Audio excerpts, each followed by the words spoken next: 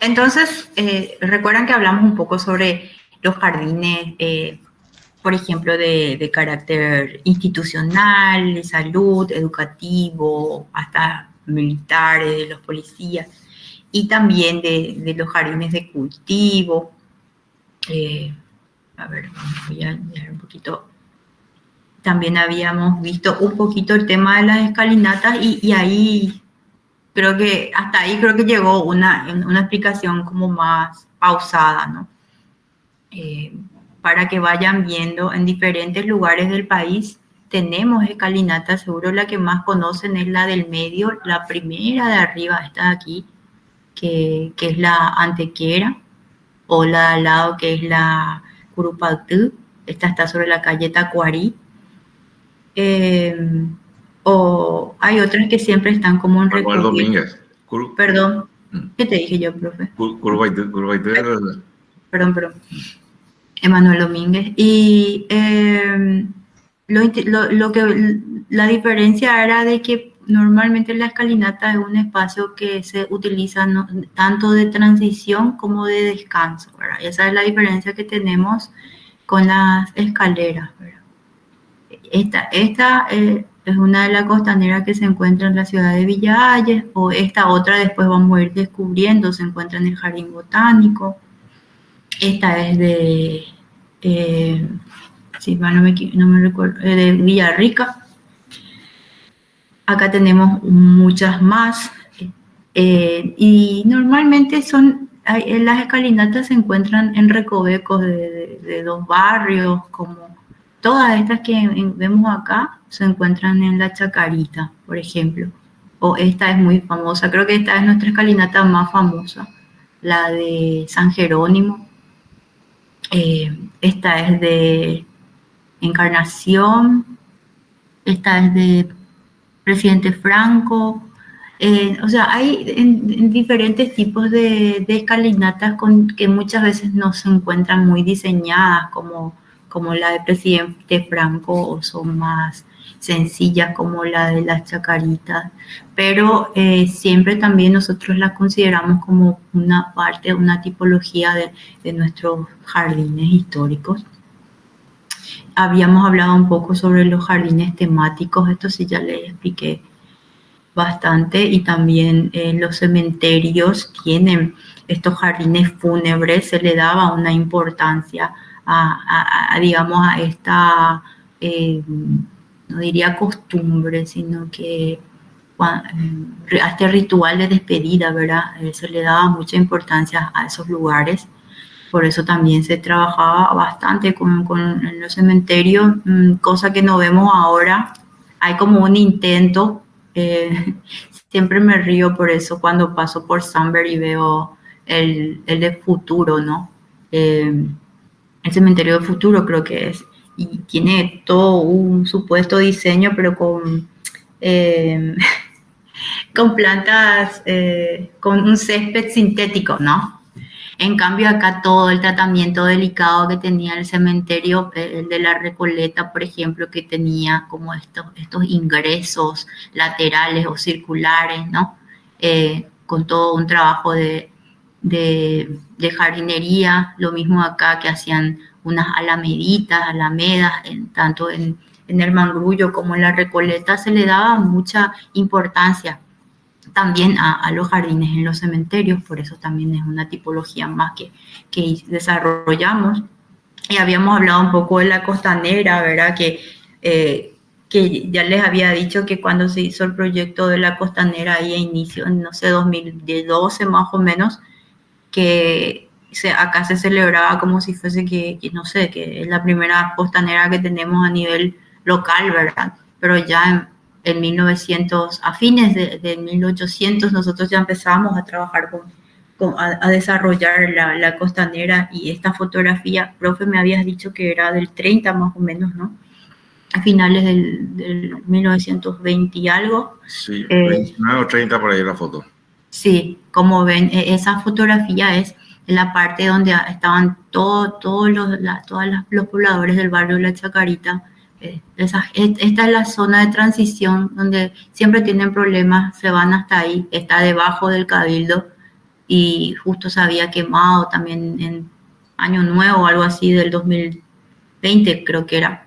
Ellos eran los que vivían en esta zona aquí y se subieron empezaron a utilizar justamente el espacio de la plaza, ¿no? Lo mismo con esta fotografía que es de la costanera de Encarnación, ¿verdad?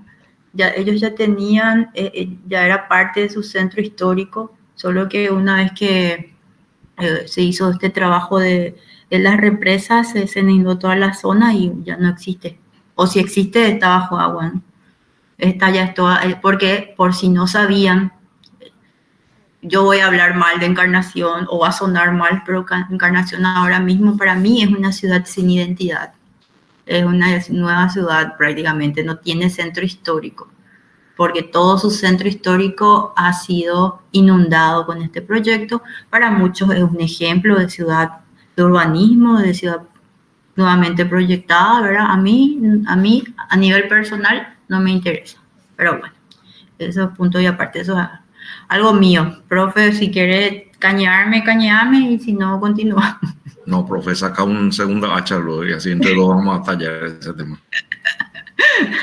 Bueno, y esta es otra foto, me interesaba nomás profundizarle más, la vez pasada no les pude más hablar mucho de esto. Esa fotografía es de 1900, de inicio de 1900 o 1905 más o menos, para que vean esta primera fotografía, cómo la gente, cómo los paraguayos o cómo los asuncenos utilizamos la costa, las costas, ¿verdad? Ya realizaban diferentes tipos de trabajo, ya sea, no sé si estaban o de ocio o pescando o también con el tema portuario, pero se relaciona la ciudad con la costa. Y hay toda una infraestructura también, o sea, no es que se va nomás a la costa, ahí se ve la balaustrada, hay una terraza, ¿verdad? Y así como decir, la foto es de principios del siglo XX, 1905 más o menos, quién sabe desde cuándo está ahí, ¿verdad? Lo mismo con el tema de la infraestructura de esta otra foto de la zona de la aduana, hay toda la balaustradita, acá hay como toda una escalinata, hay árboles, hay un tratamiento de las costas en síntesis, de la costanera. En 1910 ya estaban con todo esto, ya existía todo esto tratado, todo esto trabajado, ¿no? No es que en el 2012 tuvimos nuestra primera costanera, ese es el punto, ¿no? O que en el 2012 empezamos a relacionarnos con el agua. Como ya ven, esto ya pasaba en el siglo anterior o anterior. Esta foto sí que era más vieja, ya era de finales o de 1880 y algo, ¿no? 1885 es esa. 85. Y fíjense en esta fotografía cómo es muy vieja, ¿verdad? Acá se ve el Palacio de López para que se ubiquen en la zona más o menos de la aduana, mejor dicho. Y acá... Perdón, profe, ahí lo para que se tenga bien claro luego que no estamos mintiendo con el tema de la fecha. Fíjense que le falta una de las torres al palacio. Al palacio, sí. Esa torre que en la época de la guerra, la guerra creo que fue la que echó a perder una de las torres. Esa torreta se perdió en enero de 1869 y se reconstruyó recién a fines de 1880. ¿Y qué pasa? ¿Qué tiene de interesante? Aunque lastimosamente no se ve bien y nosotros por respeto no pintamos fotografías. Ese es otro tema, ¿verdad? Que después le vamos a explicar. Acá se ve todo un tratamiento paisajístico, ¿verdad? Acá, por ejemplo, hay árboles, pero estos árboles están como en fila, digamos. Se nota que hay como canteritos, como verdes, bancos. Este era un lugar, como un espacio como el de una plazoleta, o que mira al río. Es como que me recuerda a esos lugares que cuando uno va al borde del mar, ¿verdad? Encuentra. Entonces, no, 1885. En 1885 nosotros estamos relacionados plenamente al agua. No sé de dónde sacan de que el agua era ignorado, pero nosotros, y después en esta siguiente clase, que ahora voy a ir cerrando, vamos a ver ese tema también. También los memoriales, son interesantes porque se hace un tratamiento del espacio para hacer memoria, ¿verdad? A diferentes situaciones. Esta primera fotografía se encuentra en Barrero. La otra ya habíamos visto con el profe, que es la de Villeta. Después Me retaron también por eso. Sí, y yo no cambié otra vez. Eh, también no aprendí. También esta otra fotografía es la el monumento al soldado desconocido de Yaguarón, o esta que es de Cerro Corá. Esta a mí me parece hermosa, o sea, entonces el tema del memorial, el tema de la memoria, el tema de tratar en los espacios con referencia a la memoria también es importante. También hay un trabajo de diseño ahí y lo consideramos como una tipología más, ¿no? Y esta es una tipología que vamos a relacionarla bastante con el siguiente contenido, digamos, que corresponde a hoy, que es el tema de los manantiales. ¿Qué pasa con los manantiales?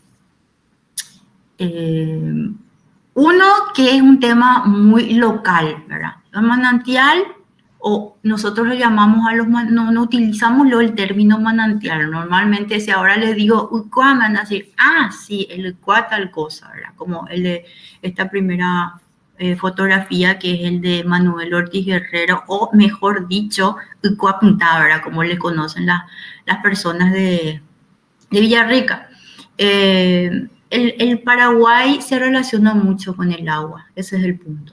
La cultura, la identidad, el folclore mismo tiene mucha relación con el agua, y todos sabemos que nosotros prácticamente somos agua por el tema geográfico, ¿no? O estamos muy relacionados vinculados de manera geográfica con el agua. Somos un país donde el agua abunda, en teoría, menos en el servicio básico, porque todavía se nos corta el agua cada rato, ¿verdad? Que es como el colmo.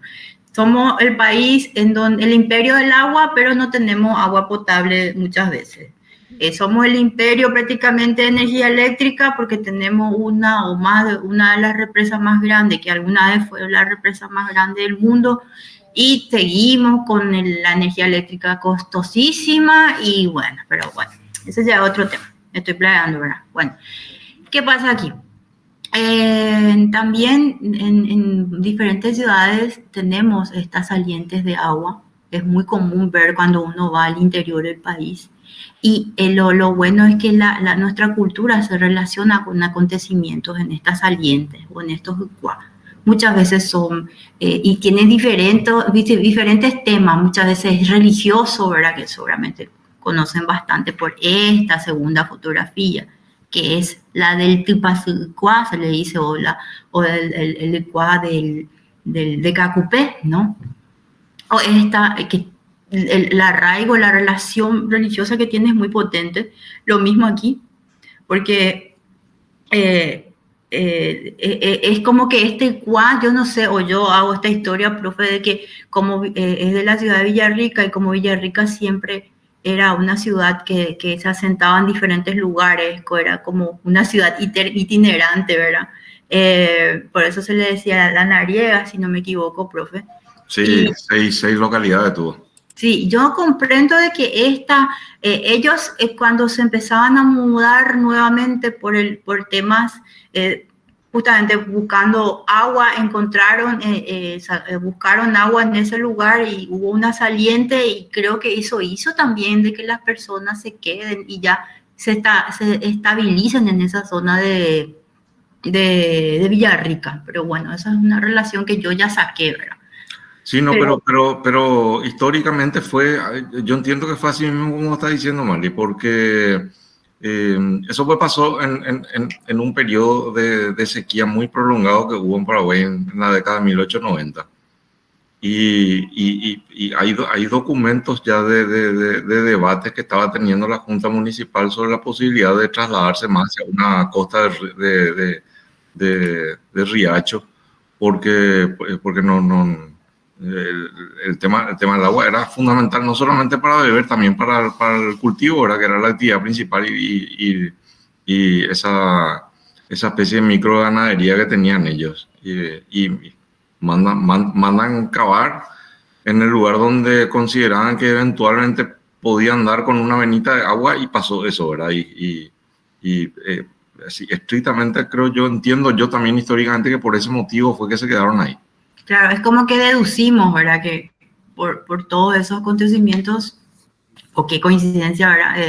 Se quedaron ahí y ellos le llaman Ucuapuntá. Este compañero, el alumno, que creo que era Paulo, que había dicho que hasta ahora lo reconocen así a este Ucua. Y es interesante porque eso ya después, en los 30, 1930 y colita, se la nombra como, o sea, se lo nombra a este Ucua como Manuel Ortiz Guerrero, pero ya desde antes se lo conocía como Lucua Putá y sigue siendo Lucua Putá. Bueno, este otro chorro es el chorro Caballero, que también fue muy importante para el que se encuentra en el Parque Caballero. Es más, hasta ahora está ahí como obstruido, ¿verdad? Pero recordemos que el Parque Caballero tuvo todo un diseño de paisaje por Alfaro, ¿verdad? Y entonces esto es como, tiene más es más o social o cultural o comunitario o paisajístico, pero su simbología, pero esto es como más religioso y esto ni qué decir, es como más, digamos que más cultural, ¿verdad? Y este otro Ucua, que es el de Ucua Bolaños, ¿verdad? Que también tiene todas sus raíces religiosas hasta de fundación de la ciudad de Cazapá, ¿verdad? Entonces, hay diferentes situaciones que hacen que los pobladores de un lugar le dan un nombre por la característica que identifica a estos manantiales, ¿no? Entonces, yo no quiero tocar otros temas, pero ya que les digo que es como muy diversa la manera en que se relacionan los pobladores normalmente de un pueblo, de un pueblito con estos Ucua, hasta muchas veces le ponen nombres jocosos, no necesariamente es religioso o es cultural o es de paisaje, ¿no? De diseño. Hay algunos Ucua que tienen nombres bastante eróticos, ¿no? O sea, y todo eso es tan paraguayo, ¿no les parece? Esos nombres que se van poniendo, es tan paraguayo que de pronto el paraguayo se ponga jocoso, se ponga grosero, ¿no? Profe, ¿puede explicar esa parte? No, pues, profe. ¿Por qué me toca justo a mí eso? Si quieres, nomás igual. Me estaba acordando de eso. Creo que fue en época de pandemia todavía que aparecieron estos Sí. o un poquito después de pandemia, ¿era? Que se descubrió o sea, se encontró un Ucua, no me acuerdo ya qué nombre. No hay necesidad que digas el nombre, pero sí Pero eso es lo divertido, pues, profe. Lo que sí que fue tapa de diario y a la semana ya encontraron su versión femenina y ya tenía también el nombre del otro cuadril. O sea, demasiado forma parte de nuestra idiosincrasia lo del cuadro y lo del ponerle ese tipo de nombre y atribuirle funciones mágicas. Mágica, relaciones religiosas, sexuales o eróticas, ¿verdad? Y si nosotros nos ponemos a relacionar, ¿cómo relacionamos todo, no? Esto está en el paisaje, ¿no? Pero eso lo podemos ver en el arte, en la artesanía, ¿verdad? Como el de esta artesana ceramista que falleció. Rosa. Rosa, ¿cuál era el apellido de Rosa? ¿Brites? Rosa Brites, exactamente, que justamente por eso fue tan apreciada, porque ella hacía cerámica ya, pero con las posiciones sexuales, ¿verdad? Los groseritos. ¿Eh? Los groseritos. Se llama los groseritos, ¿no? Pero es como dice el profe, nuestra idiosincrasia, y eso lo vemos en todas partes, y cómo todo se relaciona, la idiosincrasia, el agua que está por todos lados, cómo utilizamos el agua como un elemento más, ¿verdad? En el paisaje y en cómo nos podemos definir a través de ella, ¿no? Igual les voy a hablar un poquito más profundo de ese tema después. Y esta otra situación que también tenemos, por si no conozcan, la primera fotografía que está acá es un manantial que se llama Iguacuruzú. Y esta Perdón por la interrupción, me dio mucha risa el comentario de Luján, agregarle los raudales, dice algo. Mi vida. Y tienes toda la razón. No quiero agregar raudales, pero sí, profe, podemos analizar ese punto. Es muy importante. No, bueno, ¿y qué pasa? Tenemos los Icuá, como este de arriba, que es el famoso Iguacuruzú, que es de Cazapá, y este otro es el Icuateja, de San Juan, perdón, de Santa María de Fe. ¿Qué pasa aquí? Estas dos fotos son de las fotos de la izquierda, son del antes, y estas fotos de la derecha son del después. Una vez más, el Iguacuruzú creo que tiene como funciones más religiosas, su nombre mismo lo define. Sí, totalmente, el nombre luego. Sí, y esta de abajo a mí me encanta, me fascina, o me fascinaba, mejor dicho, o sea, me fascina el diseño original, que es esta, que es el Icuateja. ¿Por qué? Porque en el Icuateja era algo utilizado para oficios, digamos, comunitarios o domésticos. ¿Por qué? Porque en ese lugar antes las paraguayas, las mujeres, las esposas, las mujeres iban a lavar la ropa. Esa era la función que tenía, diferente a la de arriba, que es religiosa, ¿verdad? Entonces todas las mujeres iban a este lugar y era como un momento de interacción social entre las mujeres, ¿verdad? Me imagino que hablaban, qué sé yo, ¿verdad? Entonces era un lugar de encuentro, pero de mujeres, ¿no?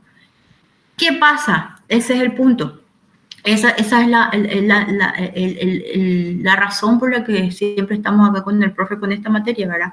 De que buscamos ese reconocimiento legal del patrimonio en el tema del paisaje, y el manantial es una parte, una tipología más de los jardines históricos que nosotros vamos definiendo.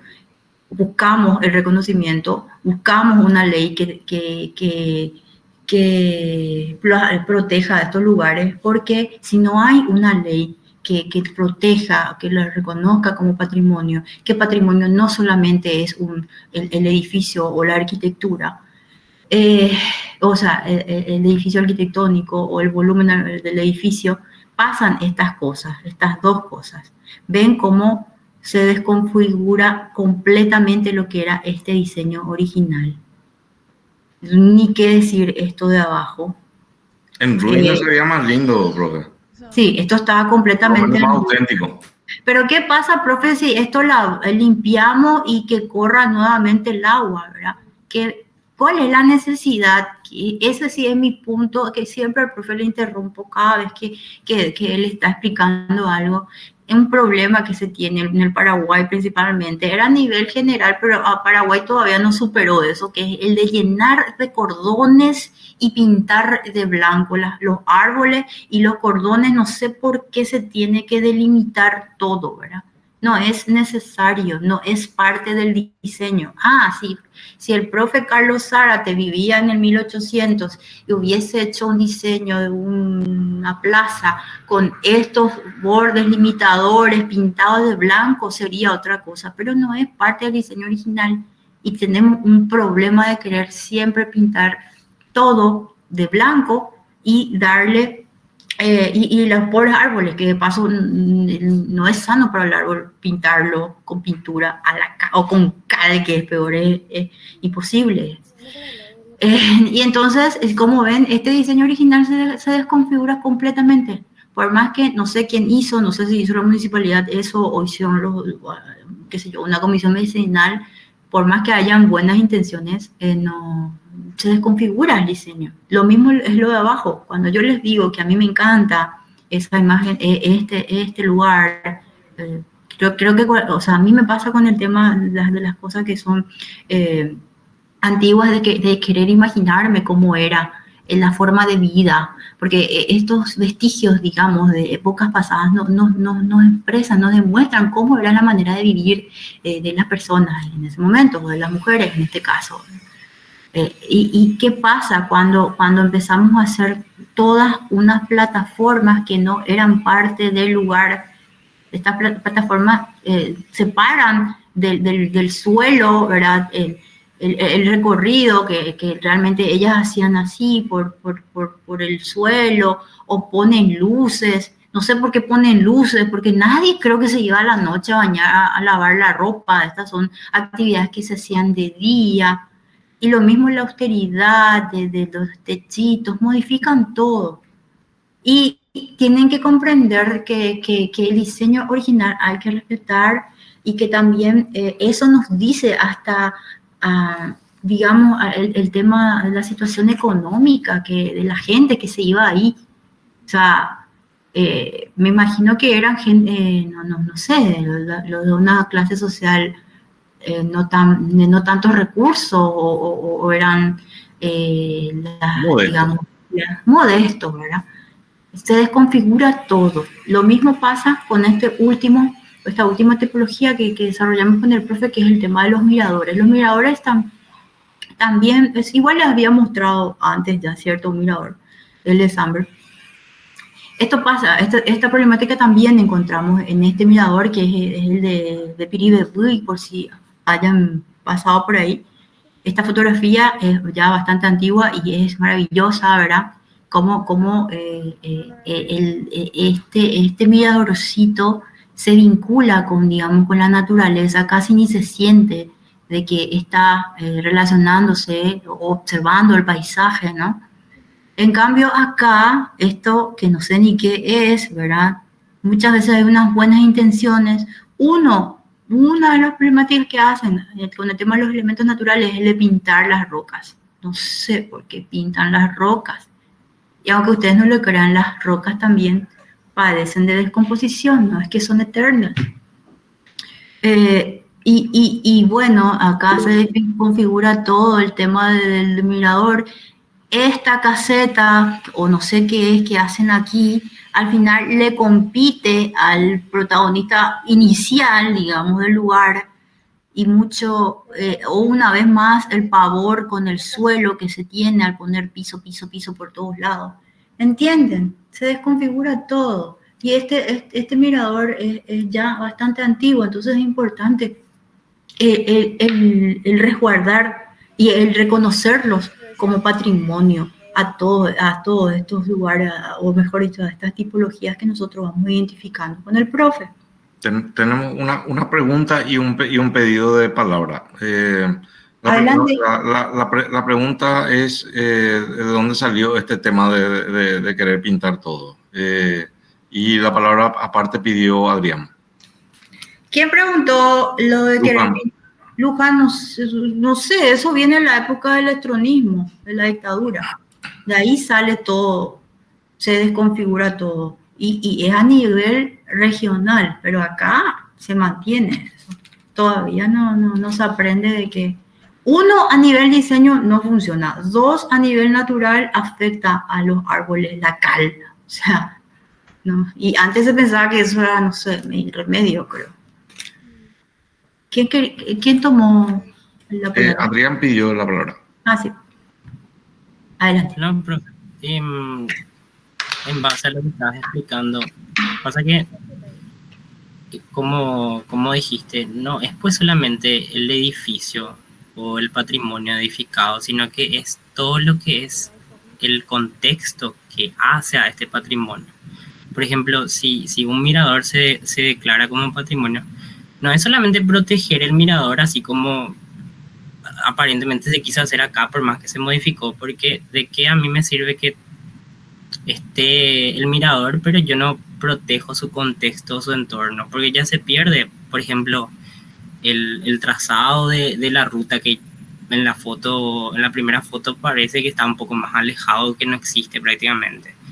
Y en la foto de abajo ya se ve que la ruta le pasa prácticamente al costado. Y luego incorporar un elemento que es esta caseta, se pierde pues totalmente la esencia. Y yo creo que eso es algo que en nuestro país al menos se repite bastante, que a veces inclusive se protege el edificio, pero no es solamente el edificio, es el contexto que hace el edificio también, o sea, es todo el entorno.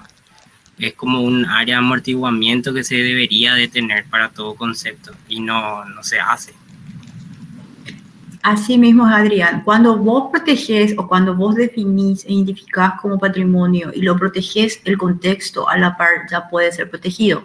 Porque si se empieza a tocar, como vos decís, la ruta, y ahí podemos decir, no, acá esto es patrimonio, bla, bla, bla, tal ley lo protege y no se puede realizar acciones alrededor. Así se puede proteger, como decís, al proteger el lugar puntual, también todo lo que lo rodea debe ser protegido, ¿verdad? O ya es más delicado.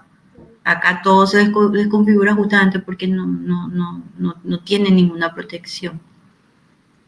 Y rápidamente le voy a ir mostrando este tema que nosotros hicimos con el profe. Como le venía mostrando rápido, es un trabajo que hicimos buscando definir, ¿verdad?, cuáles son las tipologías existentes en Asunción, porque, bueno, todo lo que yo le mostré entre la clase pasada y ahora, digamos, es la tipología a nivel local de todo el país, ¿verdad? Pero como es amplio, entonces trabajamos con lo que sería la tipología de los jardines históricos que se encuentran en Asunción. Hicimos un trabajo de investigación con fondos del rectorado y trabajamos entonces en una clasificación en cuáles serían los tipos de jardines históricos que se encuentran en Asunción, porque las tipologías pueden ser variadas, pueden ser, qué sé yo, formal, espacial, pero nosotros trabajamos con el tema de las tipologías, pero funcional, de cuál sería la función en el lugar que cumplen estos tipos, ¿verdad?, de jardines. Y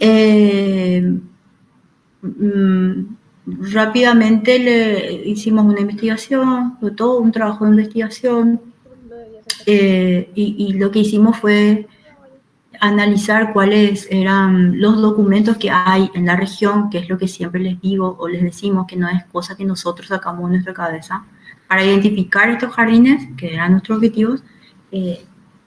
Trabajamos mirando los trabajos de otras personas relacionados al tema y recopilamos ejemplos, recorrimos y comparamos, ¿verdad?, lo que lo que ellos hicieron con lo que nosotros encontramos. Y de ahí es en donde hicimos esta clasificación, ¿verdad?, de los jardines históricos que tenemos. Y ahí es donde es interesante el marco regional que utilizamos, que era el de Sonia Bergman y el de Cristiane Magallanes. Sonia Bergman es una argentina y Magallanes es una doctora hizo su tesis de doctorado al respecto, brasilera. Y lo interesante entonces es que nosotros hicimos como unos resultados, o sea, una discusión de resultados en donde encontramos una serie de jardines en relación a lo que existe en otros países, y de ahí sacamos 34 tipos de jardines que tenemos solamente en Asunción. Imagínense, 34 tipologías sacamos, que son ya las que les fuimos mostrando, o yo les fui mostrando desde lo que era, ya no hay necesidad que le explique mucho porque ya vieron ustedes, ¿verdad?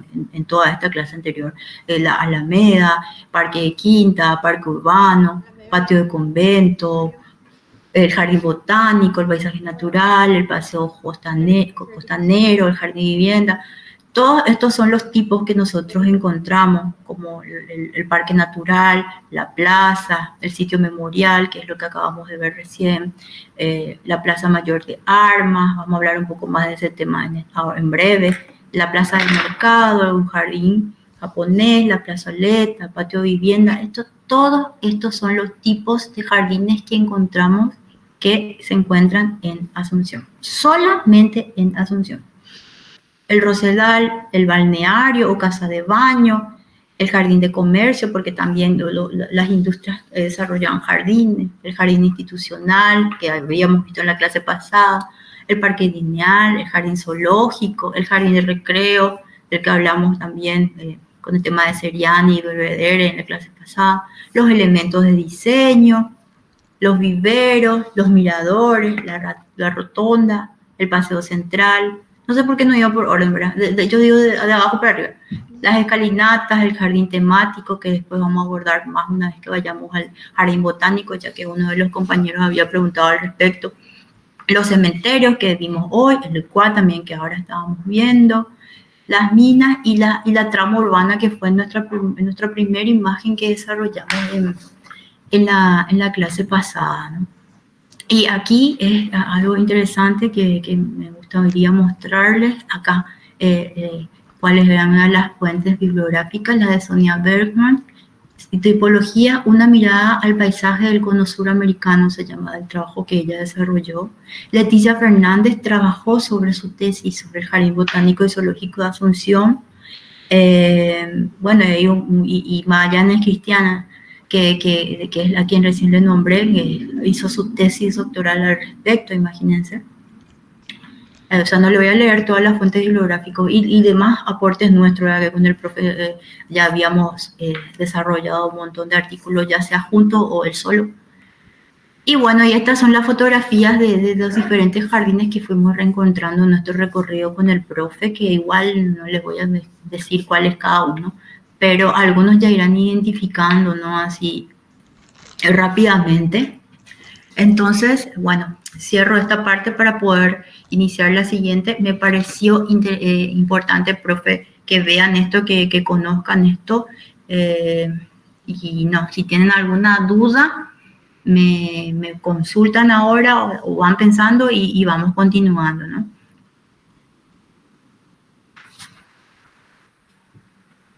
¿Todo bien? Están todos muy prendidos, parece, porque no hay dudas. Ok, perfecto. Pero bueno, maravilloso esto. Todo se encuentra en Asunción. Si en Asunción tenemos solamente 34 tipologías. Imagínense lo que es a nivel del país, ¿no? Y ya le mostramos nosotros lo que encontramos, ¿verdad? Acá la compañera opina por qué no el raudal, ¿verdad? No sé, pero bueno, habrán más, ¿no? No, y lo interesante es que a esa riqueza de tipos que encontramos en Asunción, justamente vas a empezar a mostrarle ahora a continuación lo que ocurrió durante el periodo colonial. Y vamos a ver una cantidad de tipos que son trascendentes, no solamente para Paraguay, también para toda Sudamérica, y que son tipos que no se dieron en Asunción, por ejemplo. Sí. Y este tema, el tema de nuestra materia siempre es muy bien recibido, principalmente por los brasileños. Como le mostré, esta síntesis que sinteticé otra vez yo en nuestro trabajo después de una ponencia que presentamos en el Arquisur de Montevideo. Del lado de UDELAR, ¿verdad? Que fue del 2023, ¿verdad? Siempre es muy, muy interesante para ellos, ¿no? Siempre es muy bien recibido nuestro trabajo. Ahora les voy a mostrar, voy a abrir otro. Vamos a ver otro.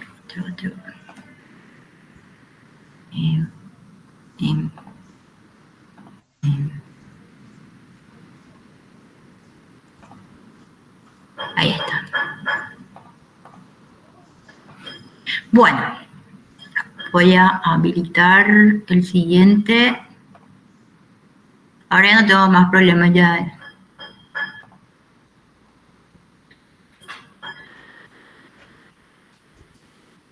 ¿Se ve, profe? Sí se ve, pero no se ve presentado. Nah, no se ve O presentado. sea que no se ve pantalla completa, lo de. Sí, sí, sí. Bueno, ¿y ahora? No. Ya atrás, ya empezamos. Yo estaba feliz, estaba cantando victoria antes de tiempo, ¿no?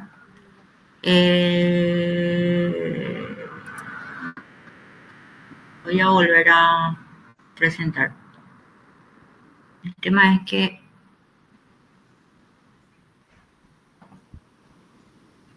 no sé, voy a ver si puedo hacer esto. Ahora se va a ver toda mi pantalla, seguro. ¿Qué se ve? Tu pantalla. No sé. Con el archivo abierto, pero no se ve pantalla. Ahora sí, ahora se ve pantalla completa. Ok. Bueno, ahora vamos ya desarrollamos lo que es la tipología de los jardines históricos, y hoy nuestra clase se va a tratar sobre elementos naturales. ¿Cuáles son los elementos naturales que definen lo que conforman nuestros jardines? Y por eso justamente le venía hablando sobre lo que es el agua y su relacionamiento, ya sea con nuestra cultura y lo mismo con el paisajismo local. ¿Y qué pasa? Cuando hablamos de elementos naturales, estamos hablando de todo lo que sea natural, ¿no? O sea, el agua, la vegetación, el suelo, la topografía, ¿no? En eso consiste lo que son los elementos naturales.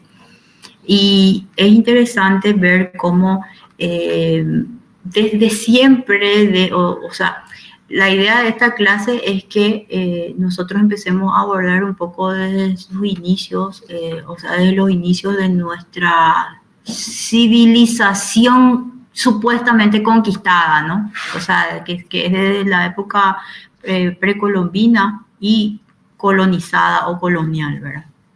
Desde ahí nosotros empezamos a analizar qué pasaba, qué había, buscamos, digamos, como estamos tratando de encontrar cuáles eran los elementos que se utilizaban en el paisajismo o se había en ese entonces, ¿verdad? Y encontramos de que ya desde este plano, digamos, que está aquí, que les marco. Se nota, profe, cuando yo les marco el plano. Acá. No sé si ven. ¿No? Bueno, pero estamos buscando cuáles eran los registros que hablan al respecto de cuáles eran los elementos que se utilizaban o cómo era el jardín existente en esa época, en la época precolombina y colonizada o colonial, ¿verdad? Y pasa que en este plano, que es ya de 1600, vemos cómo ya se trabajaba con identificar lo que era la hidrografía. 1600, gente. O sea, recién más o menos llegaba de los europeos a Sudamérica o América. Y ya se hacían registros principalmente de lo que es la hidrografía de América, ¿no? Y si nos fijamos en esta foto de al lado, ven que esta es una fotografía bastante antigua también, o mejor dicho, no es una fotografía, es una ilustración en donde nos muestra cómo era el Banco San Miguel de Asunción en esa época, ¿verdad? Entonces, nuevamente, ¿qué es lo que vemos? Vemos agua y vegetación, ¿no? Y ya era algo que se empezaba a registrar, se llamaba la atención lo que era el paisaje del lugar, ¿verdad? Porque, bueno, siempre venían personas que registraban las características del lugar. Y acá también es interesante ver cómo la gente venía a ver, venía a registrar cómo era esta tierra, este continente, este nuevo lugar para ellos, ¿no?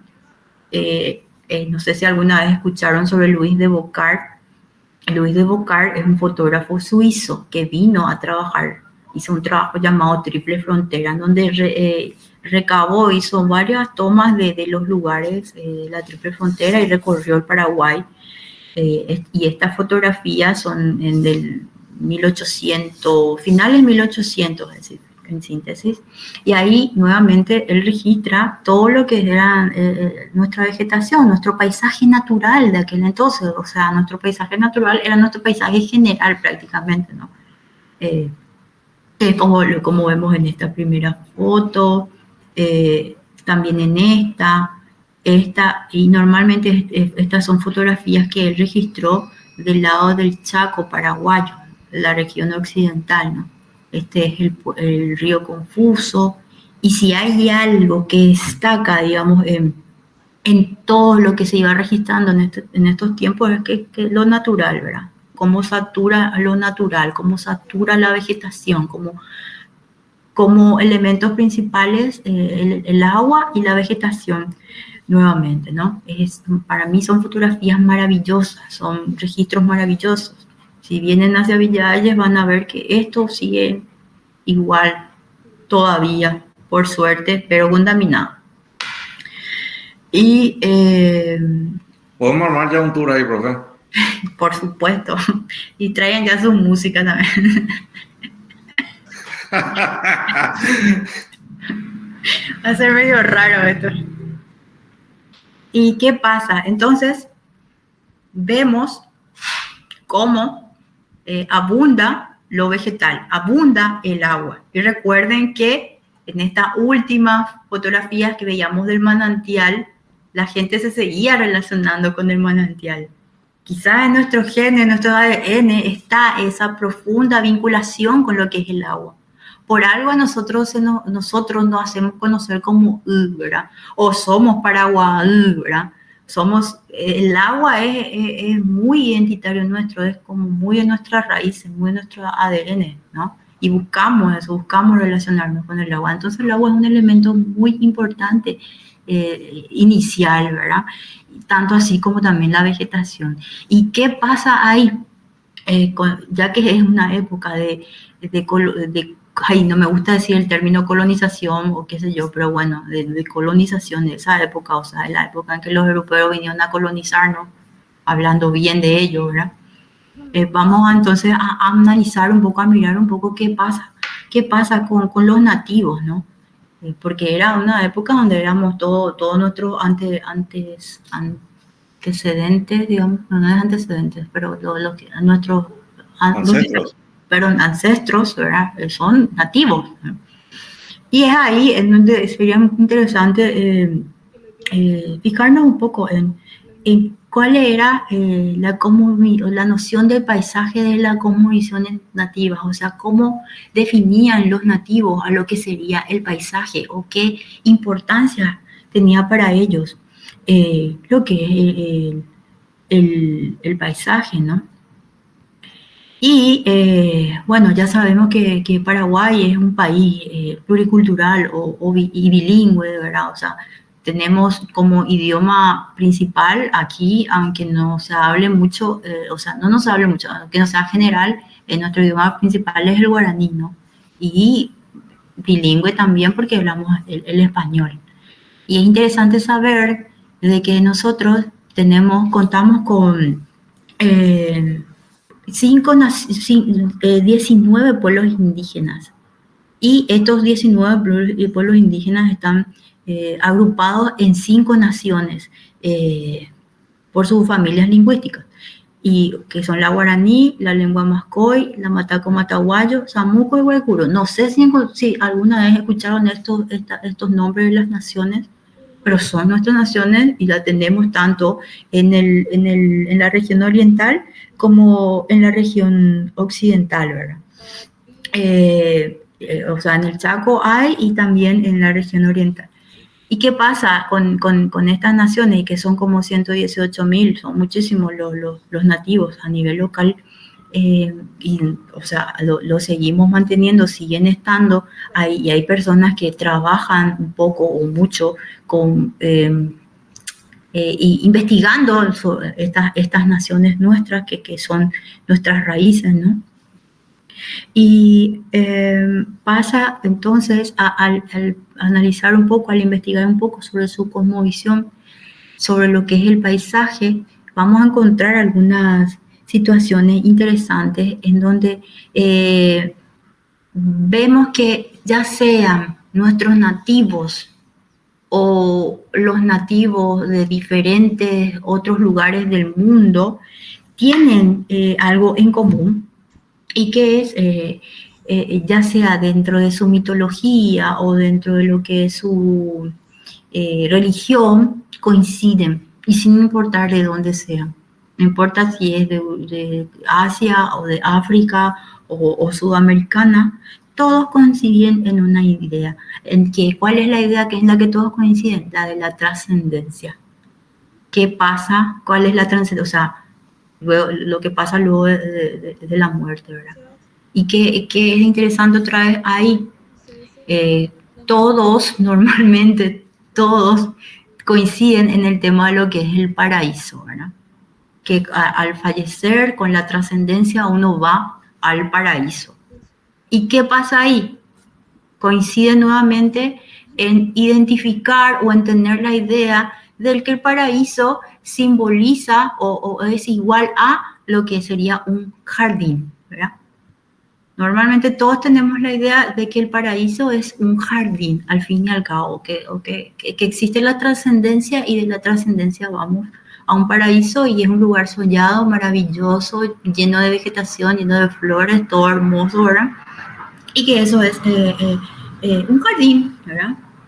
Y sabemos bien, tenemos la idea que al jardín no cualquiera puede entrar, entonces también por definición mismo se entiende, viene del término, o sea, como que es un cerco, perdón, el jardín tiene un cerco, entonces no es que cualquiera puede entrar ahí, ¿no? ¿Y qué pasa al ver todo esto de este espacio hermoso, vegetal y cercado, que no todo el mundo, no cualquiera tiene acceso al lugar? Eso lo podemos empezar a relacionar con diferentes situaciones o representaciones. Acá, por ejemplo, les estoy mostrando una alfombra persa, pero creo que todos al ver, antes de que yo les diga de que esto es una alfombra persa, ya saben de que es una alfombra persa, ¿verdad? No hay necesidad que yo le diga esto es una alfombra persa, es muy fácil de identificar.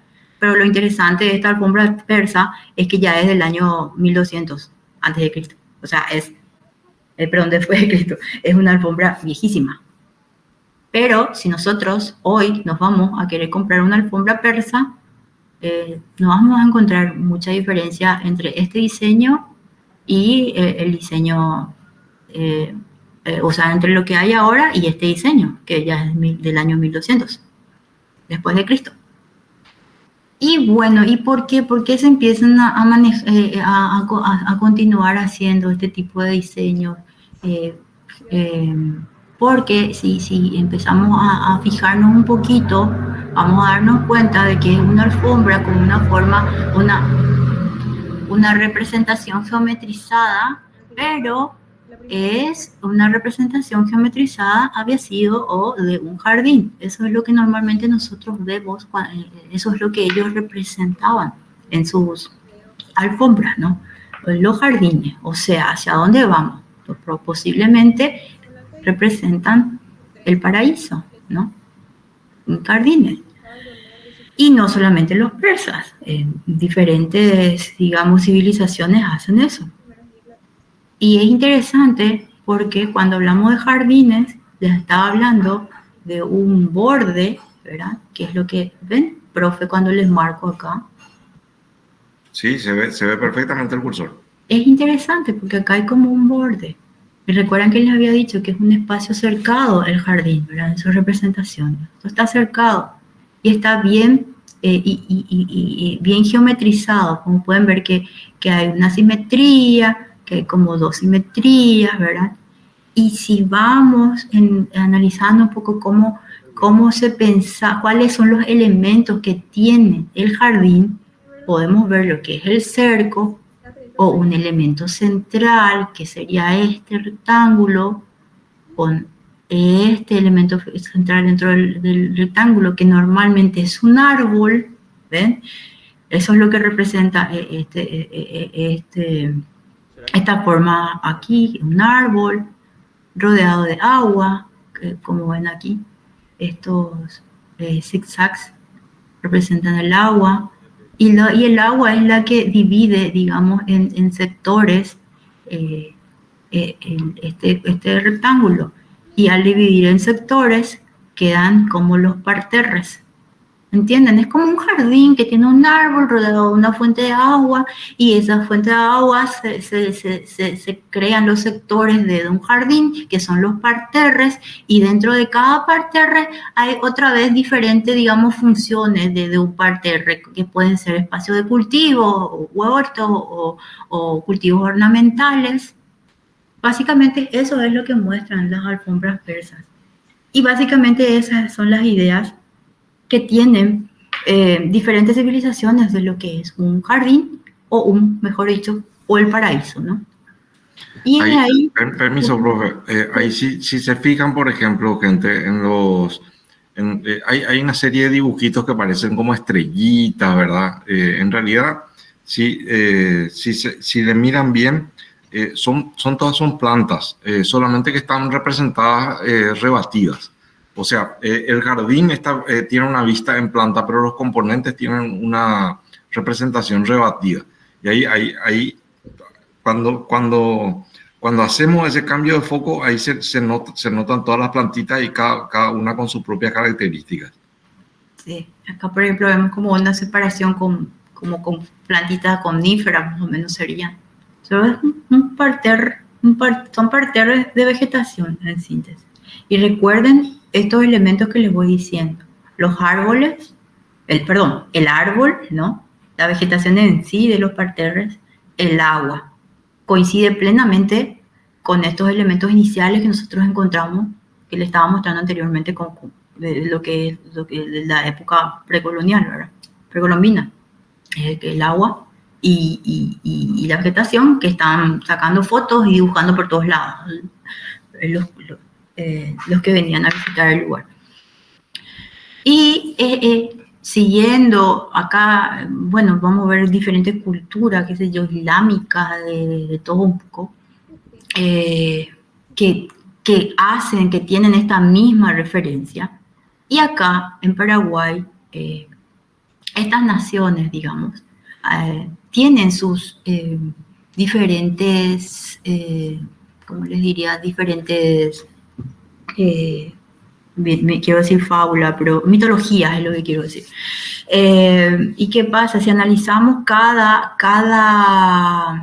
etnia, digamos, cada nación, como la Bachiripala, o sea, cada etnia de estas naciones, está un escritor, realmente él se llama Adolfo Colombres. ¿Qué pasa con Adolfo Colombres? Adolfo Colombres es un abogado, sí, pero lo interesante de este señor, que además de abogado, es un escritor, es un ensayista, es un antropólogo, que empezó a trabajar con lo que son la forma de vida, a investigar sobre la forma de vida de los nativos de nuestra zona, ¿no? Y él empezó a registrar, a escribir qué decían las mitologías de estas diferentes etnias locales, y cómo las etnias locales empezaban a hablar sobre lo que es el paraíso. Les voy a ir leyendo un poco de lo que dicen cada una de estas, un poquito sobre lo que escribió Colombres. Por ejemplo, habla sobre, los Abá Chiripá llaman al paraíso como Okabusu, y dice, el camino al paraíso está jalonado por los arquetipos divinos de todas las plantas comestibles, o útiles que se emplean en la tierra. Habitan también allí los prototipos de animales que cumplen un papel significativo en su cultura. Hablan sobre lo que es el Ñeengreru, que es el purgatorio o el país de los muertos. Ambos se comunican con la tierra por medio del Axis Mundi, representado por la palmera eterna. Recuerden lo que les hablaba sobre el árbol, ¿verdad? Central. El Okabusu, considerado el reino del Ñamandú-Uru-Ete, está sostenido por 5 columnas que son palmeras pindo, también llamadas palmeras eternas. 4 están en los distintos puntos cardinales y la quinta en el centro. El norte es la morada de Yacairá, el origen de los vientos nuevos o primavera. El este de Carairuete corresponde al fuego y el verano. El oeste a la morada de Tupá, deidad de la lluvia y el trueno que contrarresta el poder del anterior. El sur es la morada de los vientos originarios y corresponde al invierno. Luego hablan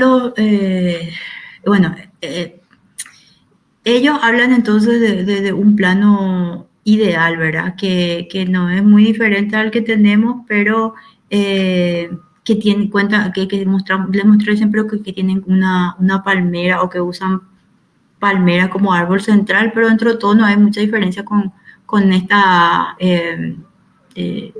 alfombra persa que les estaba mostrando, ¿verdad? Con lo que es el significado de ese diseño. Luego los Mbu'a hablan sobre la tierra sin mal. Me cuesta un poco su guaraní.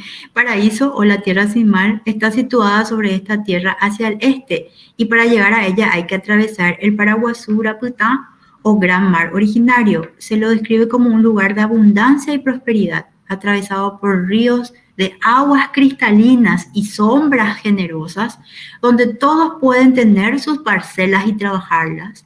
Las cosechas son siempre excelentes, por lo que no deben preocuparse por el futuro, ¿verdad? Maravilloso como veían lo que es su cielo, ¿verdad? Su paraíso, poder trabajar en paz, sin preocuparse si no va a haber cosecha, y en un lugar con agua y con sombra, ¿no?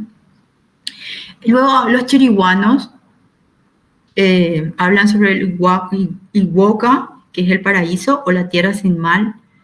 En el Iwoka vive la gente muerta. Un cuerpo y alma, al parecer, también pueden acceder a ella sin necesidad de morir algunos personajes especiales, quienes consiguen así la inmortalidad. Iwoka significa círculo, porque allí siempre se danza en rueda, como afirmación de la solidaridad tribal. Se sitúa a dicho paraíso en el oriente, ya que en tal dirección van todos los ríos de su territorio. Se lo describe como un lugar limpio, de árboles altos y frondosos, atravesados por arroyos de agua clara. Nuevamente se empiezan a hablar entonces del agua limpia y de los árboles, ¿verdad? Los chamacocos también hablan un poco sobre el tema y dicen, en el origen, este es muy interesante. En el origen, el cielo se eleva apenas por encima de la tierra y sus colores eran neutros, grisáceos. No se trataba en realidad del cielo, sino de una placa dura que correspondía a un suelo. El verdadero cielo se levantaba por encima de él y era en cierta forma asimilado al paraíso por su frescura, verdor y en especial por la abundancia de mieles de distintos tipos. Se subía a dicho cielo por el árbol cósmico, nuevamente el árbol, ¿verdad? Un enorme quebracho blanco que lo comunicaba con la tierra. No constituía una morada de los muertos, sino un territorio dadivoso del que se disfruta temporalmente la prehumanidad de entonces. La gente realizaba felices excursiones a él y tras algunos días de deleite bajaba a la tierra abarrotada de provisiones. Lo interesante de este mito es que nadie se quedaba a vivir en dicho paraíso. La tierra, aunque ella estuviera signada por la escasez de alimentos propias de las zonas semidesérticas en que transcurría su existencia. Y el país, profe. Si no estoy equivocado, la imagen que Sí, eso le iba a explicar, sí. Quiero leerle todos, pero sí, esta imagen es de los chamacocos. Como ven, los chamacocos hablan de un suelo, ¿verdad? Que es donde van subiendo por la planta, que para ellos es un quebracho blanco, porque cada uno utiliza, ¿verdad? De acuerdo a la vegetación del lugar, ¿no? Y lo interesante de este gráfico, si todavía no lo conocen, perdón, de esta ilustración, de esta pintura, esto lo hizo un nativo chamacoco conocido como Owa. Él ya falleció, habrán visto ya un montón de este tipo de ilustraciones por ahí, ¿verdad? Y Owa fue una persona que justamente trabajaba con Sequeira y compañía, ¿no? Que empezó a hacer, se empezaron a conocer el trabajo que él hacía y se empezó a vender sus trabajos. ¿Y qué es lo interesante de Owa? De esta, aparte de que esta pintura está mostrando, ¿verdad?, de lo que es el paraíso para ellos, que suben a una plataforma a juntar cosas y traer nuevamente el paraíso a través de un árbol, siempre el árbol presente, siempre la vegetación presente. Es que antes el tema con los nativos, como ahora les estoy leyendo, todos son escritos, ¿no? Colombres tuvo que ir a estar con esa gente y a escribir cuáles son las mitologías de los nativos, porque los nativos no escriben nada de sus mitologías ni de sus creencias. Los nativos tampoco dibujan o no dibujaban.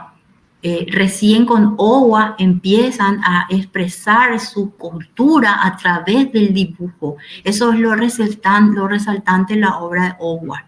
Cuando me dicen, o cuando alguno que no entiende nada va a decir, ay, pero qué cosa más fea su dibujo, parece kindergarten, ¿verdad?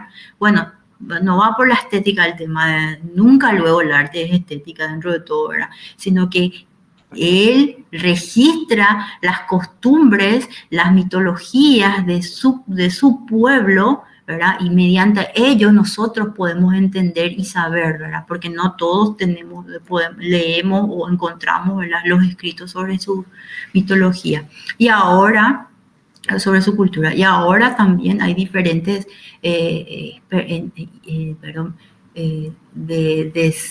no me viene el tema de ancestros, bueno, los hijos de Owa empiezan también a hacer lo mismo, ¿no? Pero por eso... sería. Descendiente, estoy con un problema de ancestro y descendiente, gracias, profe. Entonces, eso es lo interesante de Owa, ¿verdad? ¿Qué aporte tan grande hizo? Recorrió Francia, o sea, fue a poner en muchos lugares culturales del mundo, ¿verdad?, sus trabajos, y ahora le continúan, y después vinieron otros, como Clemente, profe, nunca me acuerdo, Julia Clemente era, ¿verdad? Julius Clemente era. Julius Clemente también empezó a hacer eso, lastimosamente falleció.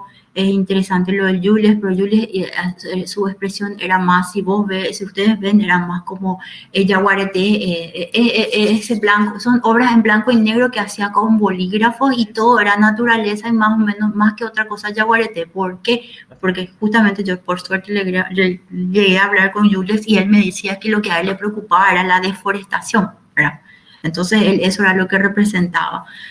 Y ya ahora los nativos empiezan a dibujar, a pintar, ¿verdad? Entonces es importante apreciar el trabajo que ellos hacen, más bien por lo que nos están comentando, ¿verdad? Contando, indiferentemente a qué tan lindo o feo es lo que hacen, o qué tipo de papel usan, o qué bolígrafo, o lo que sea. Entonces, les invito ahora a que vean un poquito más sobre lo que es el trabajo de Owa y de los chamacocos. Solamente andan viendo por ahí también trabajos de ellos. Y también los ayoreos, un ratito voy a ver qué hora es. Bueno, los ayoreos hablan sobre el Naupié, que es el país de los muertos. Los seres humanos habitan el mundo del medio Al morir pasan al mundo de abajo, donde viven otra vida. Al concluir esta, regresan al mundo del medio, transformados en un animal o de algún modo vinculados a él. Cuando ellos son cazados por los hombres, pasan al mundo de arriba, donde esperan el momento para volver al mundo del medio, encarnados otra vez en seres humanos. La tierra del medio, a pesar de toda su dureza, es vista como el único paraíso concebible. Y esto es muy interesante porque lo que ven los ayoreos es muy similar a lo de la India, ¿verdad?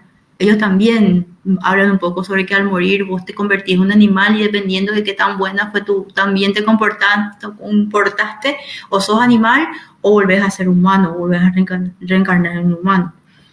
Y por último, les quiero ver un poco lo que decía los Nibaclé. Hablan del Ginkgo paraíso. La mayor parte de los relatos sitúan en el suroeste.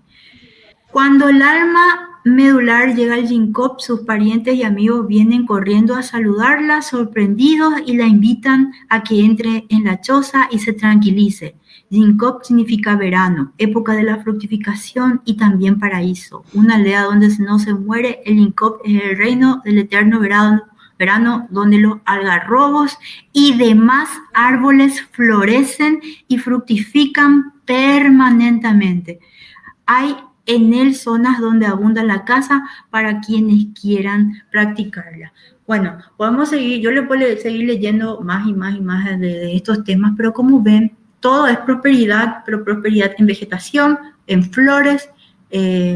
Bueno, esa idea que normalmente tenemos de lo que es el paraíso, ¿no? A mí me parece fascinante este tema de cómo coincide, ¿no? De que con todas las culturas de otros países y cómo, que no sé si alguna vez escucharon lo que piensan nuestros nativos hacia lo que es el paraíso, o si ustedes sabían de que ellos hablaban de estas cosas o pensaban en estas cosas, ¿no? Y de que muchos se acercan nuevamente a lo que es a las culturas europeas, ¿no? Tienen algo que decir sobre este tema. A mí me fascina. Yo les voy a leer 100 años de este tema, pero no les quiero aburrir también. Va a quedar ya para ustedes la tarea de seguir investigando o yendo o comprando estas obras.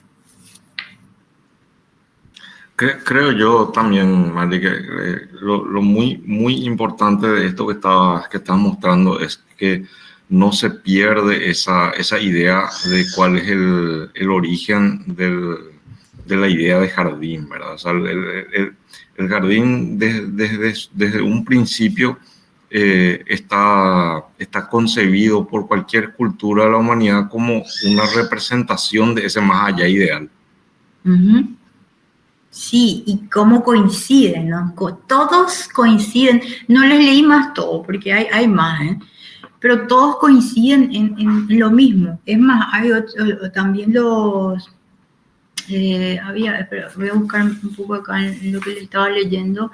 Los ayoreos eran los que relacionaban con que estaba arriba, así como lo era la Atenas, ¿verdad? La gente... los seres mortales están abajo y a ese lugar solamente... como la Acrópolis. Como la Acrópolis, y que ahí solamente va el tema divino y abajo están los seres mortales. Los Paitagutera también, que sí, tienen luego su cerro sagrado. Su cerro sagrado, exactamente. Entonces, ¿cómo coinciden? ¿Y qué relación hay entre el Paitagutera y el griego, no? Interesante. Por la duda, no, por si alguien está medio distraído y piensa que estamos haciendo una especie de evangelización solapada. Aclaro que yo soy ateo y militante, ¿eh? No pasa por acá, no pasa de ninguna manera por esa cuestión, sino por tratar de encontrar justamente estos puntos culturales en común que tenemos. Claro, y bueno, yo sí, a mí me encanta la religiosidad justamente por eso, por estas costumbres que tienen, por estas tradiciones, pero bueno, el profe es ateo, así que no va por ahí la cosa. Entonces, bueno, les hablé bastante sobre estas coincidencias, sobre estas diferentes culturas. Y bueno, una vez que empiezan a venir acá, a mí esa palabra colonizador me parece que como que les queda grande, pero bueno, cuando vienen los europeos acá a fundar sus ciudades, sus fuertes, ¿verdad? Pasan cosas con el tema del paisaje. Por ejemplo, ya por el año 1500, recuerden que América fue, vinieron los españoles a América en 1492, ¿verdad? Y a partir de ahí se empieza a venir diferentes grupos de fundaciones a América y así también a Asunción, y se funda Asunción en 1537. En teoría, todo, no anda qué raro, no anda mi mouse. A ver, ahí está. Todo surge según este relevamiento que es de Azara de 1700, que es un relevamiento de la ciudad de Asunción, cuando la ciudad de Asunción aún tenía su estructura orgánica, o sea, todavía no tenía ese trazado en dámero que realiza Francia. Esta gente, este grupo de gente empieza a venir a fundar la ciudad de Asunción, que nosotros ahora mismo no sabemos cuál es el lugar fundacional puntual, pero sí sabemos de lo que es la existencia de acá, de lo que le estoy marcando, que es lo que es la Plaza Mayor, ¿verdad? La Plaza Mayor es esa plaza central fundacional de la ciudad de Asunción, de donde parte prácticamente todo. Por algo se dice madre de ciudades a la ciudad de Asunción, ¿verdad? Porque es de aquí que es donde se funda, y de aquí, mediante justamente estos caminitos negros que vemos acá. Estos caminitos negros son, no sé si alguna vez escucharon o dieron en historia, ya no sé, ya no recuerdo, no sé lo que dan ahora en historia, son los caminos reales. Y los caminos reales eran estas rutas exigidas por la colonia española. ¿Por qué? Porque cumplía muchas funciones. Una de ellas es la de ir extendiendo, ¿verdad? Son caminos que nos iba llevando o que los iba llevando para otros lugares para ir extendiéndose o ir fundando nuevos pueblitos. Y también esos eran los caminitos largos, ¿verdad? Y también habían como unos caminitos más cortos, ¿verdad? Que normalmente eran caminos de provisión. O sea, por esos caminos se llevaban comida llevaban a mataderos, eran caminos que llevaban a lugares donde hay extracción de materiales. ¿Y qué pasa? Entonces, de ahí, en donde se va formando la ciudad de Asunción, se empiezan a formar los trazados y se queda la Plaza Mayor como lugar principal de actividades, como centro de la ciudad de donde nace todo, porque en esta zona de la Plaza Mayor, como ya sabemos, se implanta el cabildo o la casa de los gobernadores al costado. También empiezan se pone el tema religioso, lo que es la catedral, y de ahí se empiezan a expandir las demás viviendas y demás uso del lugar, pero todo nace en la Plaza Mayor, que es la Plaza Mayor normalmente, o sea, es nuestra Plaza Mayor de Asunción. Normalmente en su zona central tenía como un tronco, porque era el lugar donde en esa zona central se realizaban actividades más cívicas, digamos. ¿Por qué les dejo este dato? Bueno, vamos a ir viendo qué pasa después. Luego de que exista esta Plaza Mayor, la ciudad se expande, se crean nuevas ciudades, ¿verdad? Por ejemplo, y empiezan a haber nuevas plazas mayores, ¿no? Plaza Mayor del país, de la ciudad del país, ¿verdad? De su ciudad principal. Y es ahí donde la ley de las Indias empiezan a decir, o sea, se hace como ¿cómo diría? La ley de las Indias dice cómo especificaba cómo deberían de ser los trazados de las plazas mayores, pero eso ya pasa luego de que nosotros tengamos nuestra Plaza Mayor. Y hay no sé si saben sobre Ramón Gutiérrez, que es un argentino que trabajó e investigó sobre lo que el Paraguay, o sea, el trazado urbano paraguayo.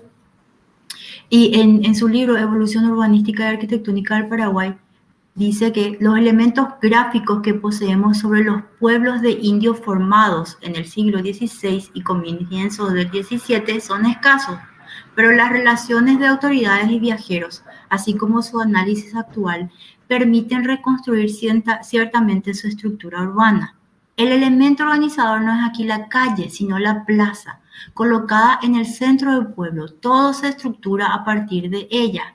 En general se trata de una plaza rectangular grande, 180 por 250 metros aproximadamente, en cuyo centro se instala la iglesia, mientras en su perímetro definiéndola se alinean las viviendas indígenas en cuadro. Bueno, cuando él dice que los elementos gráficos que poseemos sobre los pueblos de indios formados son escasos, eso me olvidé mencionarle.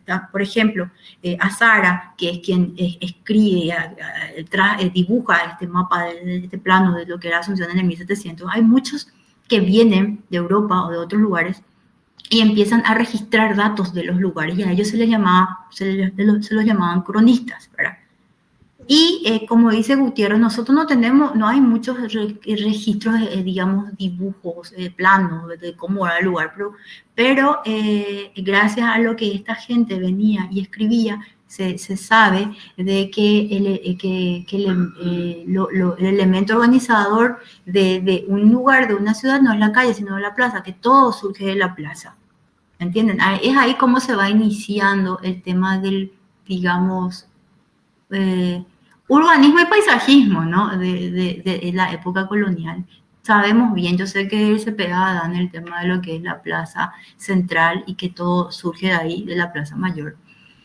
Y es interesante porque él dice de que en cuyo centro se centra la iglesia, mientras en su perímetro definiéndolas se alinean las viviendas indígenas en cuadro. Así era el trazado colonial del Paraguay. Y también dice, en general las plazas no tenían previstos caminos interiores, aun cuando rápidamente se marcaron los senderos naturales. En el interior de la plaza se disponían diversos elementos, algunos permanentemente y otros transitorios. Entre los primeros encontramos una columna coronada con la estatua de la Virgen Patrona y cruces en los 4 ángulos de las plazas. Entonces, habla sobre las plazas y que decía que era como una plataforma, nada más, sin ningún trazado interior. No como ahora hay que estar lleno de trazados, que siempre criticamos en el profe de la banderita de esta o el asterisco, ¿verdad? Y lo interesante es que dice que los senderos se forman por el caminito. Profe, no me acuerdo cómo se dice cuando el caminito es de tierra, hay un término en guaraní, se dice que ese trazadito... Tapepoí, ¿verdad? El Tapepoí era lo único que se formaba por el transitar de las personas, no tenía ningún camino, nada.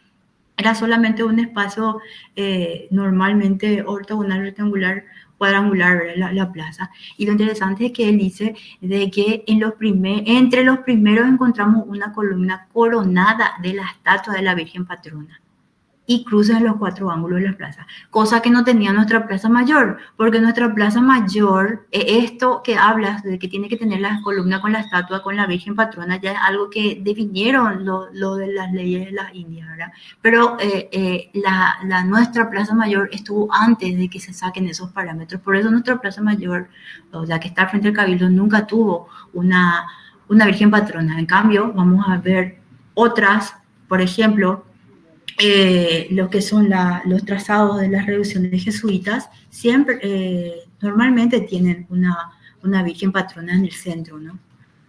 ¿Por qué? Porque eso ya se trazó después, ya se hizo luego de que exista nuestra Plaza Mayor. Porque nuestra Plaza Mayor surge de la conquista, ¿no? La conquista, ¿no? Entonces, este es un ejemplo de San Ignacio Guazú, que es un trazado jesuita, que en donde todo parte, eso yo creo que ya lo dominan, que todo parte de una plaza central, ¿verdad? Y que normalmente las iglesias se encontraban en el centro, pero por fuera, ¿no? No dentro de la plaza. Normalmente se encontraba en el centro o y en los laterales las casas de los nativos y demás usos, ¿no? A diferencia de que después vienen otro tipo de trazados de las plazas, de los espacios públicos, que es la de los franciscanos, ¿verdad? Y no sé si manejan el tema, pero normalmente, como les mostré antes, los jesuitas tienen un trazado, tienen la ubicación de las iglesias al borde de las plazas. En cambio, los franciscanos, como lo es esta planta de la iglesia de Yaguarón, ubican sus iglesias dentro de las plazas. Esa es la diferencia muy simple o muy fácil de diferenciar cuando queremos saber si este trazado es un trazado de una iglesia jesuita o una iglesia franciscana. Pero muchas veces se confunde, ¿verdad? Porque hay iglesias como la de Luque, ¿verdad?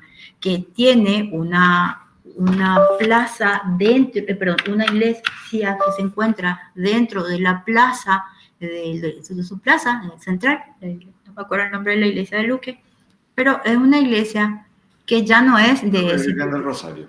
¿Verdad? Creo que sí. Gracias, profe. Creo ya no es de la época del periodo de colonización o colonial, sino que ya es posterior. Entonces, cuando ya es posterior a que ya los jesuitas y los franciscanos hayan abandonado la zona, el país o América, y tienen estas características en donde la iglesia se encuentra en el centro de la plaza, se le llama iglesia san franciscana, ¿verdad? A diferencia que la de los franciscanos, es solamente iglesia franciscana, para que vayan manejando ese tema. Es algo así como cuando se dice italianizante, ¿verdad? Ay, no. A la manera de, o sea, cuando se dice que un poblado es san franciscano, cuando se dice que es san franciscano, ya no fue fundado por la orden, pero sí está trazado como lo hubiese hecho la orden. Sí, ya fue luego de que ya no estén ellos en el lugar, digamos. Bueno, entonces empezamos a ver en cómo se van conformando estos espacios, ¿verdad? Ya sea las tipologías franciscanas, jesuitas, y qué pasa. De ahí es donde es interesante ver o empezar a ver cómo se van formando estos espacios. Y podemos decir de que a partir de la existencia de la gente, de los sacerdotes, de las reducciones, se empiezan a formar cosas muy interesantes en el tema de la tipología, en el tema del paisajismo. Porque es como que a partir de ahí, nosotros, analizando con el profe, empezamos a encontrar, digamos, formatos de protojardines de esos tiempos, o a partir de las características existentes en esos lugares. O sea, por ejemplo, en las reducciones jesuitas, nosotros teníamos ocho reducciones jesuitas, o tenemos, ¿verdad? O sea, todo en esa época en que los jesuitas estaban en nuestra zona, sabemos bien que muchas de las reducciones ya ahora ya no están en Paraguay, ya están en Argentina o en Brasil, pero antes en nuestras zonas teníamos nuestras reducciones y teníamos nuestros jesuitas que vivían, ¿verdad? En esos lugares, y podemos saber a partir de ciertas crónicas, porque no tenemos nada escrito, ¿verdad?, de que habían unos formatos de protojardines, ¿verdad?, y que tenían ciertas características que siempre coincidían. Por ejemplo, una de ellas que era la plaza central, o que es lo que vimos. Otra cosa que existe, el jardín central del claustro de los religiosos, donde los religiosos vivían, tenían un jardín central. Y otra cosa que coincide, que tienen en esa época de la colonización, es el huerto. Entonces nosotros podemos decir que en la época de la colonización encontramos 3 formatos de jardines, ¿verdad? La plaza, o protojardines, la plaza, que es el de mayor escala, ¿no? El patio interior central y los huertos. esos son, digamos, como las tipologías que habían en esos tiempos, ¿no? De jardines. Y nuevamente los huertos se dividían en dos situaciones. Una en la que es una zona de cultivo que iban a consumir los nativos, y otra la zona exclusiva es donde iban a consumir los españoles, ¿verdad? Hasta en eso se separaban, pero bueno, ¿verdad? Y lo interesante que pasa acá es que si nosotros nos ponemos a mirar diferentes espacios de arquitectura colonial que existían, o obras de arquitectura colonial, podemos ver que coinciden en estas características. Este por ejemplo, es justamente un jardín interior, ¿verdad?, del Museo Juan Siforiano Bogarín, en donde, si se fijan, podemos ver que había como un árbol central, un aljibe y una conexión de ese patio digamos, con la vivienda, y unos bordes, ¿verdad?, delimitadores que normalmente tienen plantas. Y esas son características que se van repitiendo. Normalmente estos protojardines cuentan con esa vinculación de conexión con el patio. Otra característica que cuentan es el árbol central. Y si recuerdan, del árbol central estoy hablando de que empezó la clase con el tema de la alfombra persa y con la vinculación de los nativos con el paraíso, ¿no? Eso se va repitiendo. Y también, bueno, el huerto, bueno, en esto no vemos el huerto, ¿verdad? Pero uno de los elementos con que normalmente cuentan estos protojardines es eso, la conexión con el patio, los aljibes, el árbol central, la delimitación o el borde y los huertos, ¿no? Entonces, este es un ejemplo que tenemos aún de arquitectura colonial, porque es interesante el interpretar, esto es algo que yo siempre les digo, el saber interpretar qué es o cuáles son las obras de arquitectura colonial que tenemos hasta ahora, que aún tenemos, porque arquitectura colonial tenemos prácticamente nada. La gente, por tener cierta característica, dice la casa colonial, y se hizo en 1970 y eso. No.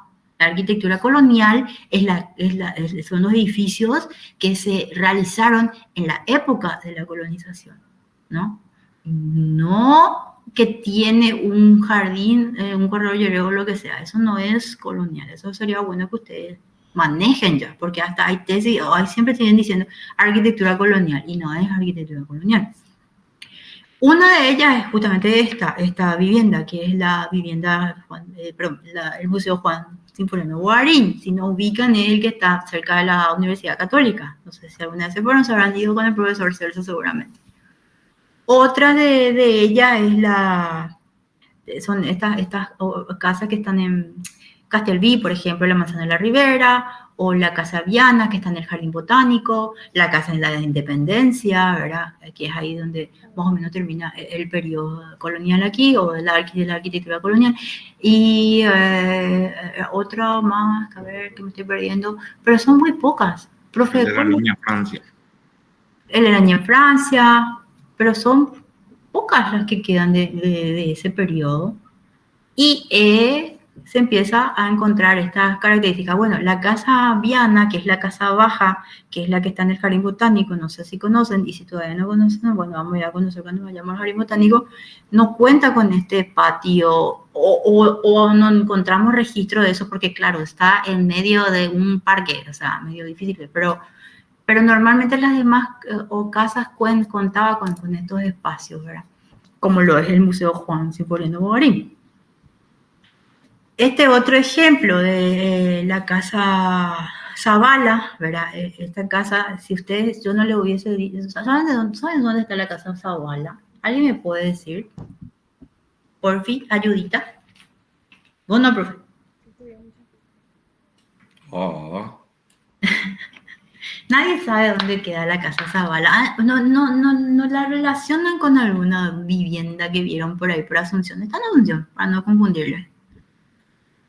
¿No? ¿No les parece conocida? Parece que no. Si alguien, se fija un poco, va a decir, esa es la casa que está en la Manzana de la Ribera, ¿verdad? Pero no es. Pero se asemeja bastante porque justamente la casa Castelví de la Manzana de la Ribera es de esos tiempos. Esta casa ya no está, ya fue demolida, ¿verdad? Pero es un ejemplo de la arquitectura colonial y es un ejemplo de un jardín colonial. A eso quiero ir. Los jardines que yo les voy a empezar a mostrar son jardines coloniales o con características de esa época o que se mantuvieron más o menos. Y si se fijan, esta casa tiene como esos bordes de ladrillo, ¿ven? Que se supone que eso era como el borde del que les hablo, o seguro que tenía como un canterito o plantas delimitadoras. Tiene esa vinculación casa-patio, tiene el aljibe, o por lo menos, y tiene, esta casa tenía un árbol central, creo que ya no tiene más. Pero se van repitiendo esas mismas características que parten de esta casa, de este patio central del claustro, que de las casas donde vivían los sacerdotes. Y esta, encima de todo, se parece bastante a lo que podemos encontrar en la Manzana de la Ribera. Solo que en la Manzana de la Ribera nosotros no le damos de ejemplo porque ahí, como fueron varias casas que antes estaban separadas por murallas, linderos, lo que sea, solo que para hacer todo ese centro cultural se sacaron las separaciones. Ya no podemos decir este era tal jardín o este era tal jardín, ya se unieron todos los jardines o patios,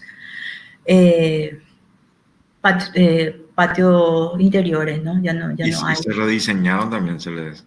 Sí, encima de todo se rediseñaron. Pero el buen ejemplo ahí es la casa Castelví, ¿verdad? Eso sí podemos utilizar, pero es más su frente, ¿verdad? No, su parte trasera ya se rediseñó, como dice el profe.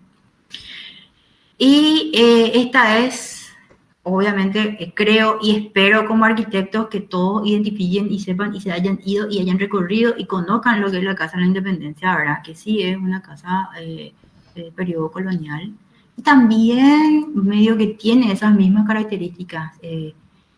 Por ejemplo, quizás no hay una galería conectora con el patio, pero acá tiene algo así similar, que es como un zaguán.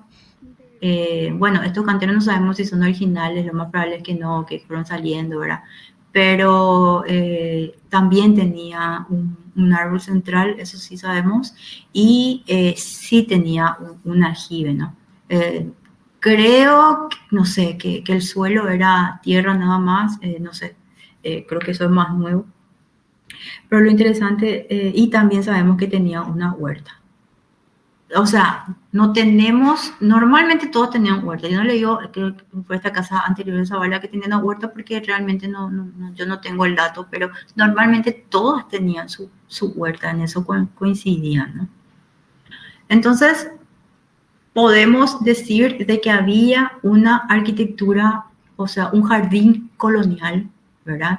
Paraguayo, porque en esos tiempos se coincidían con estas características en estas viviendas, que parten de lo que serían los patios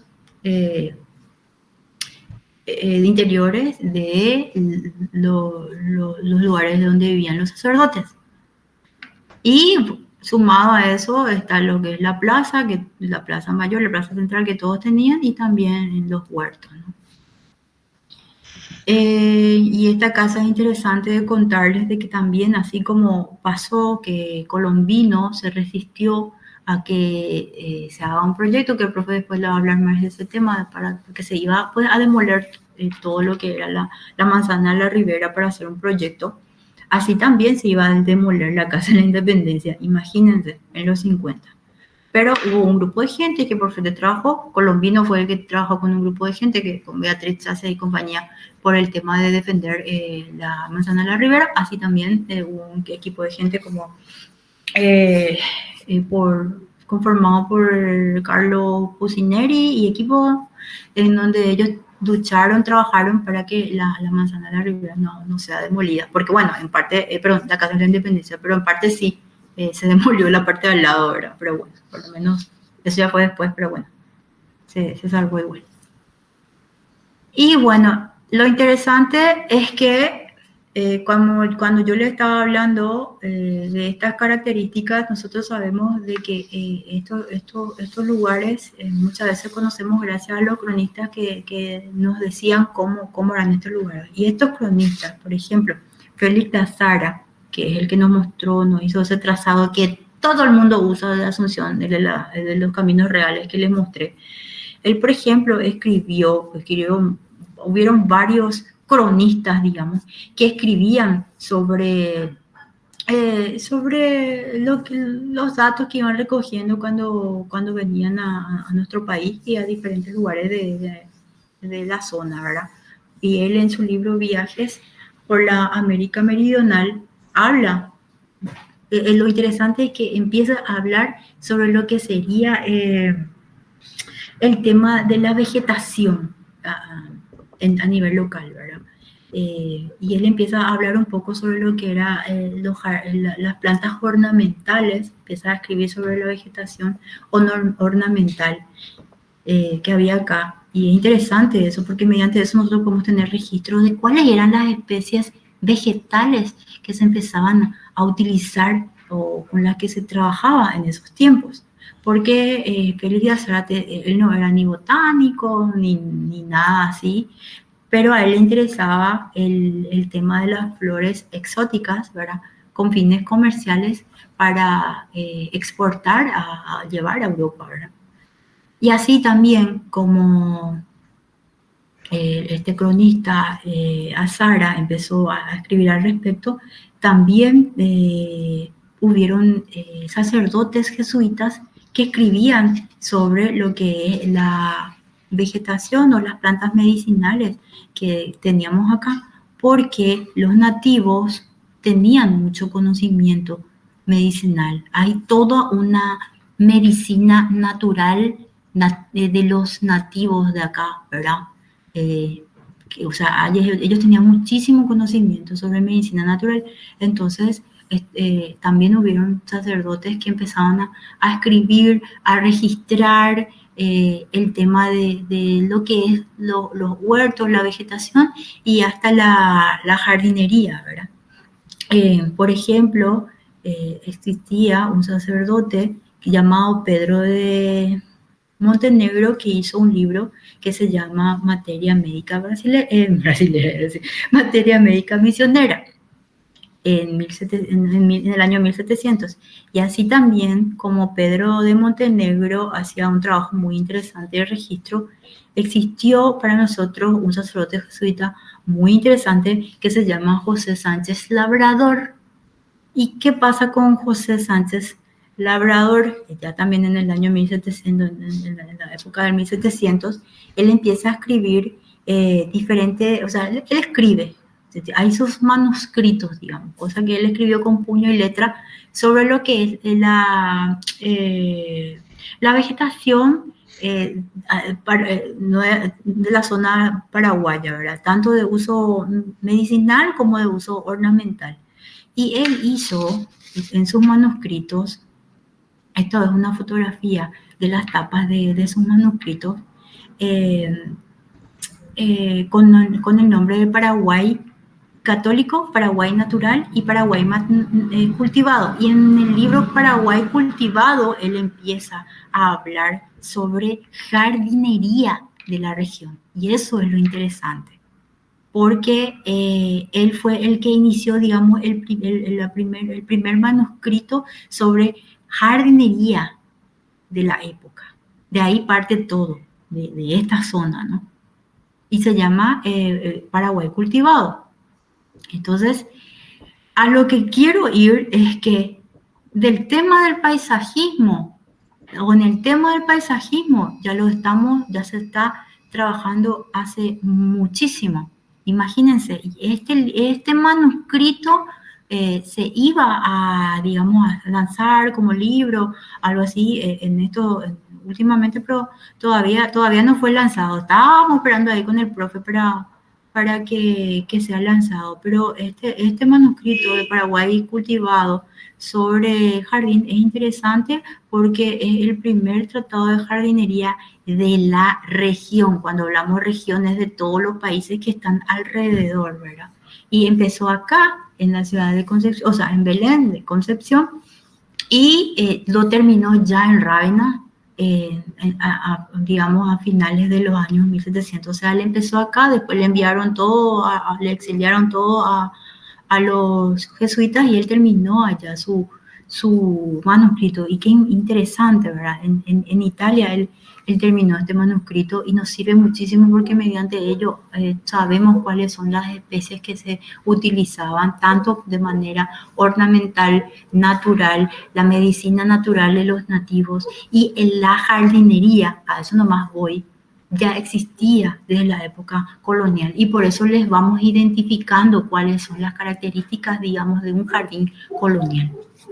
Esta es otra fotografía, o sea, la verdad que no se ve mucho, pero este es sobre su manuscrito de jardinería.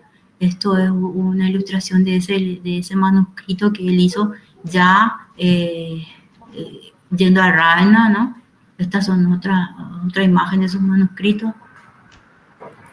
Y lo más interesante es que él propuso cómo sería el diseño de un huerto, ¿verdad? En ese libro, solo que eso, él no fue un trazado hecho por su mano, pero fue un recorte de la época, de esos momentos que él recortó y puso en su manuscrito. Y dice, plan de una bella huerta, ¿verdad? Del hortelano solitario. El hortelano solitario es el lugar, no sé, el libro, la revista, no sé, de ese entonces, que él recortó y puso en su manuscrito de cómo era un plano de una huerta colonial. Imagínense, es maravilloso este plano que él había puesto.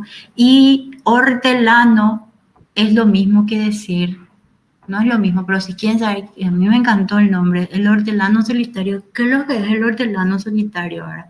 El hortelano solitario, o sea, hortelano sería como decir jardinero, pero jardinero es sobre jardines, ¿verdad? Obviamente un huerto es un jardín, pero hortelano es puntualmente el que hace un huerto. Esto es un plano de un huerto. ¿Qué les parece? Es maravilloso. Profe. Dime. Eso que está mostrando es una alfombra persa. ¿Y por qué no? No sé qué me dicen los chicos. A eso podemos llegar, ¿verdad? Todo se relaciona, los elementos son los mismos, el trazado es prácticamente lo mismo, tiene lo mismo que le mostró una alfombra persa. Tiene algo central, como un árbol central, tiene la doble simetría, tiene el cerco de borde y dentro de la doble simetría dos diferentes parterres, ¿verdad? Con sus diferentes usos o funciones, o no es uso, pero tipos, no sé, unos huertos de tal cosa, cultivos, diferentes cultivos, es lo que le quiero decir. Pero ven cómo todo se relaciona, ven cómo uno es eso, ¿verdad? Y otro como desde ya prácticamente de los nativos está saliendo el tipo de trazado que nosotros tenemos en nuestros jardines actuales que nosotros tanto le decimos, el jardín de la tía, el jardín de la casa, ¿verdad? Es una característica, o sea, sigue inspirándose en el jardín colonial. El jardín colonial de vivienda, ¿verdad? Que es el que le mostré, Zavala, etcétera, se relaciona o parte de, posiblemente, del jardín del claustro de los sacerdotes, ¿no? Pero hasta ahora nosotros manejamos aún esos mismos elementos en nuestros jardines de vivienda. Y todo el profe le va a mostrar del siglo XIX, del siglo XX, ¿verdad?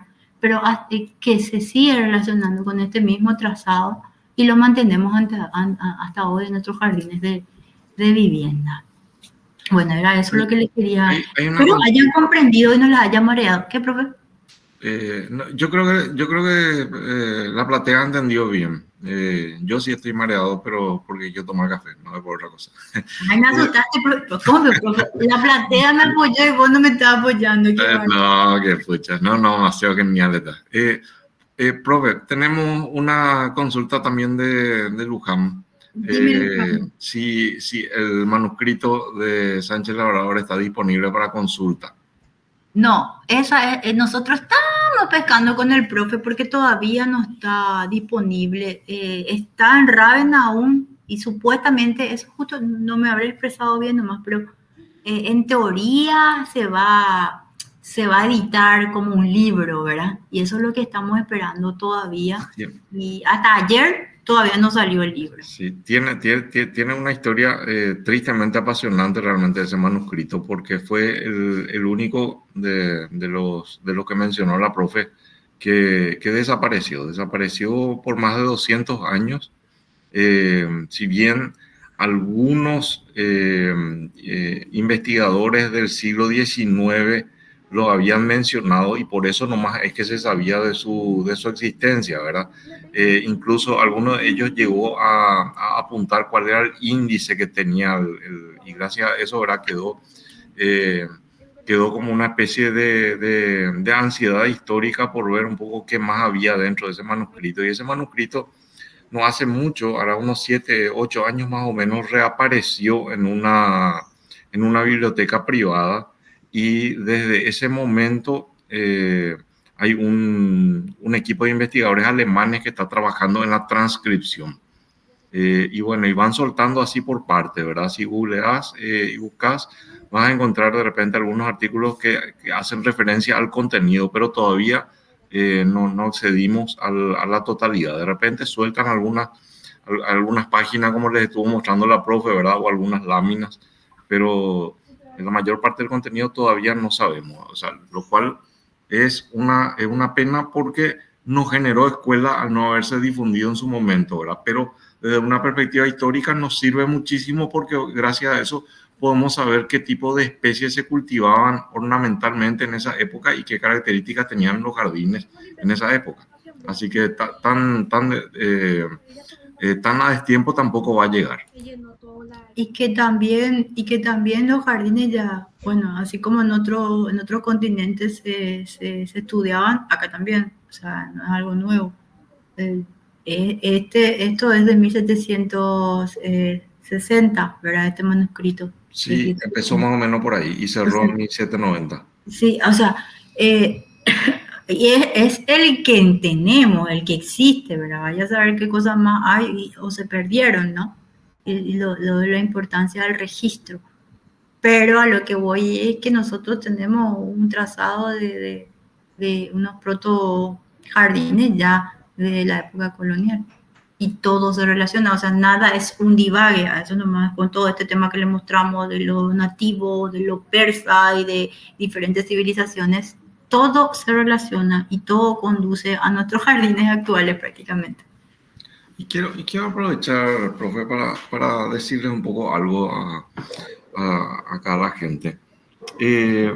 Esto que yo les acabo de comentar, ¿verdad? Es algo que sí se maneja y bastante bien dentro del ámbito de los historiadores acá en la región, ¿verdad? Lo que tiene que ver con el manuscrito pendiente de Sánchez Labrador, pero desde una perspectiva histórica, ¿verdad? No se habla desde el contenido específico que tiene que ver con lo que a nosotros nos interesa y que nos convoca acá los miércoles, ¿verdad? Que tiene que ver con los jardines y con la historia de los jardines en Paraguay. ¿Y por qué les digo eso? Porque más temprano que tarde van a terminar la transcripción de este documento, quizás eso ocurra este mismo año, y se va a difundir y va a ser un acontecimiento de interés, si no mundial, por lo menos de interés continental. Y ahí sí se va a empezar a hablar del contenido específico y ahí va a empezar a llamar la atención realmente lo que tiene que ver con la historia de los jardines en Paraguay, ¿verdad? Así que es realmente una época muy, muy emocionante la que estamos por vivir, porque todo el mundo va a querer saber y mucha gente va a enterarse que había sido Paraguay, tenía una historia y bastante larga y consolidada y muy rica en elementos, ¿verdad? Y que hasta como en este caso, con aportes que son muy singulares, ¿verdad? Por ese dato que dio la profe recién, ¿verdad? O sea, no estamos hablando de un tratado más, estamos hablando del primer tratado de jardinería de toda la región. O sea, eso nos pone nos pone a nosotros Paraguay en el centro, automáticamente en el centro de un montón de cuestiones con respecto a una disciplina que es la arquitectura paisajística, en la cual estábamos bastante rezagados. Sí, y bueno, y eso se hizo en el tema de las reducciones. Puntualmente no sabemos en qué reducción, profe, ese dato es. Pero... Sí, bueno, él empezó a escribirla cuando estaba en Belén, ¿verdad? O sea, pero seguramente él hace referencia a varias donde estuvo antes también, ¿verdad? Claro, pero lo lindo es que él lo hizo acá. Igual toda la zona de las reducciones eran de Paraguay nomás luego. Pero Paraguay cultivado se llama el libro. Paraguay, imagínense, Paraguay cultivado, porque ese es fuerte, fue fuertísimo. O sea, y como todo tiene un sentido, ¿verdad? Espero no haberles mareado con todo lo que les mostré, pero es para que vean que hay como un orden y un sentido en los jardines que tenemos hasta o que se fueron desarrollando. ¿Entendieron, gente? Son las 4, profe.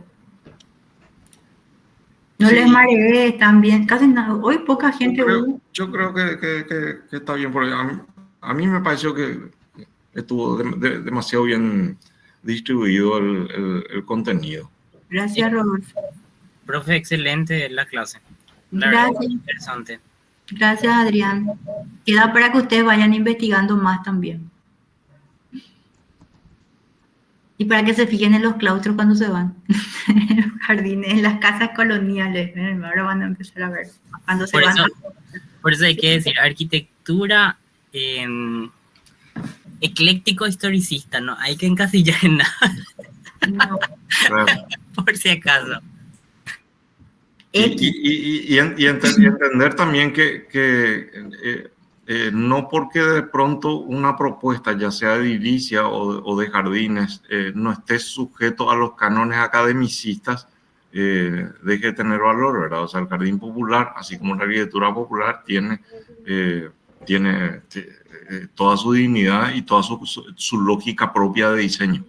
Pero fíjense nomás, eso más voy con el tema del jardín popular que dice el profe, a que el jardín de la tía o de la abuela tía no tenía un aljibe. O sea, el jardín popular de vivienda, de residencia, se regía muchísimo por el jardín colonial, por esa misma tipología, es lo mismo. O sea, había también un parámetro, no sé ni dónde, así tipo aprendido, digamos, o heredado, ¿verdad? De esta característica del árbol central, del aljibe, del huertito, de la galería. Es muy interesante. Bueno. Le dejamos descansar. Sí, ahí Erika dice que se entendió todo eso. Y Rodolfo también dice que se entendió todo. Gracias, gente. Gracias, Erika y Rodolfo. Bueno, la próxima te toca a vos, profe. La próxima ya me hago cargo, prometo. Bueno, gente, nos vemos entonces el miércoles si todo está bien. Hasta luego. Chao, Buen chao. resto de jornada. Chao, chao.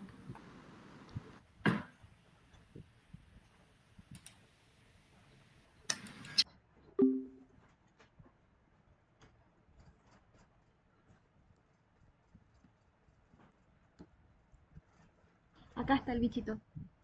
Esta chinche de mierda. Yo la otra vez yo estaba comiendo mi pan con aceite de maní y después veía que pasaba así, yo me mataba, yo no sabía que era ese bicho, el mismo bicho. Que yo tampoco. Había una mamá de ese bicho y ya se botó pillito.